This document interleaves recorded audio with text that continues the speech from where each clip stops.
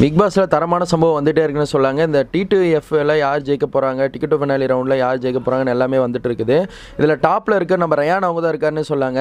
Rayon அவங்க வந்து பார்த்தீங்கன்னா முடி கலரே வந்து ப்ரௌன் கலராக மாற்றிட்டாருன்னு சொல்லலாம். பிக் பாஸ் அந்த டஸ்ட்டை கொடுத்துருக்காங்க, ப்ரௌன் கலராக மாற்றிட்டாரு.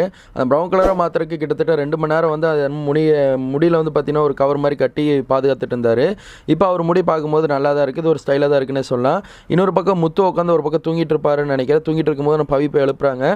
நான் தூங்கலை அப்படின்னு சொல்லி அவர் வந்து ஏதோ பேசி சமாளிச்சிட்டாரு. இன்னொரு பக்கம் நம்ம சௌந்தர்யா, ராணவ், அப்புறம் விஷால் இவங்கள உட்காந்து பேசிகிட்டு இருக்காங்க. இந்த ராணவுக்கும் நம்ம சௌந்தர்யாவுக்கும் 2 பேருக்கு ஆகாதுன்னு நினைக்கிறேன். 2 பேரும் மாற்றி மாற்றி சண்டை போட்டுக்கிட்டே இருக்கான்னு சொல்லலாம். சும்மா வாய்ப்பேச்சில் சண்டை போட்டுக்கிறாங்க, மித்தபடி எல்லாமே சூப்பராக தான் போயிட்டு இருக்குது. ஆனால் பாயிண்டே இல்லாத ஒரே ஆள்னா நம்ம அருணுக்கும் நம்ம விஷால் அப்புறம் நம்ம இவங்க பவித்ரா, அவங்க 3 பேர் தான் வந்து இதில் இருக்காங்க, பாயிண்ட் இல்லாமல் இருக்காங்க.